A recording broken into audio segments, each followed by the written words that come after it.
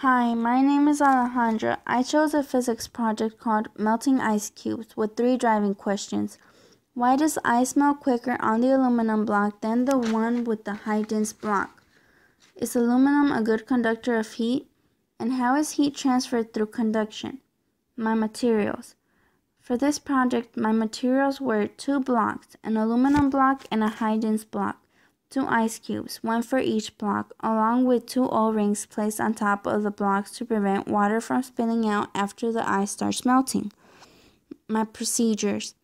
For this project, the procedures were to touch both blocks.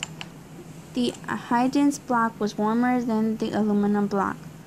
Place the O-rings on the blocks to stop water from flowing out. Place the cubes inside the O-rings and observe the rates in which the cube melts.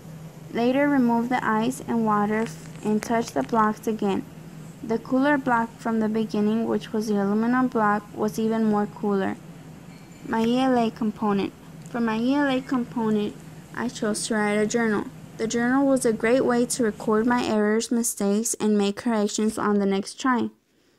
Writing a journal made me come up with more investigation questions. When the ice cube melted quicker than the other, it made me wonder how heat was transferred by conduction.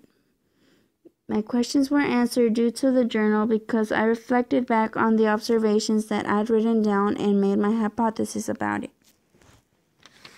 For my S.O.S connection, my project relates back to C600 BCE, when people started to migrate around the world. The ice age covered part of the world, creating large bridges, which some people used to move around.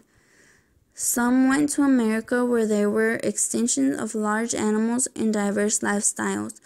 Other people went to live in the Pacific, where there were international colonizations of new lands. The answer to my driving questions were that ice melted quicker on the aluminum block, which is cooler, than on the high-dense block, which is warmer, because the energy that was stored as heat in the coolest block was radiated and transferred to the ice when it was melted. Aluminum is a good conductor of heat because it has free electrons, it vibrates vigorously, and because of its metallic properties. Heat is transferred